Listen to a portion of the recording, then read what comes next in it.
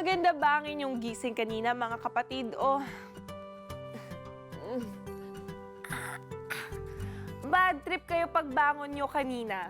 Alam nyo ba na nakasalalay minsan ang ating mood sa posisyon ng ating pagtulog? Ano nga ba ang healthiest sleeping position? Kung mahilig kayong matulog na nakadapa o stomach position, nako, masama raw yan mga kapatid. Nakatuon kasi ang bigat sa joints at muscles. Ang resulta, pamamanhid at pangangalay at stiff neck. Nakaka-wrinkles din daw yan dahil sa friction o pagkikis-kis ng mukha nyo sa unan. Second worst naman daw ang fetal position. Pagising mo raw kasi mananakit ang inyong mga likod at tuhod at dibdib. Ideal position naman sa pagtulog ang nakatagilid. Mas nakakadaloy daw kasi ng maayos ang dugo sa ating katawan. Bagay ang side position sa mga may problema sa paghilik at may acid reflux.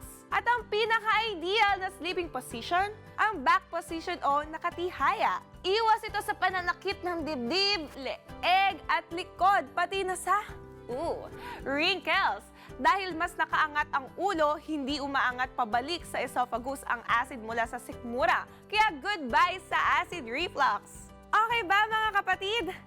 Yan ang ating kwenta ng mga tanong na may kwenta at kwento ang kasagutan. Pwede nyo kaming mapanood ulit sa news5.com.ph at sa aming Facebook page. Syempre, higit sa like, share! Be sure to come back. Use 5 everywhere. Copyright 2016.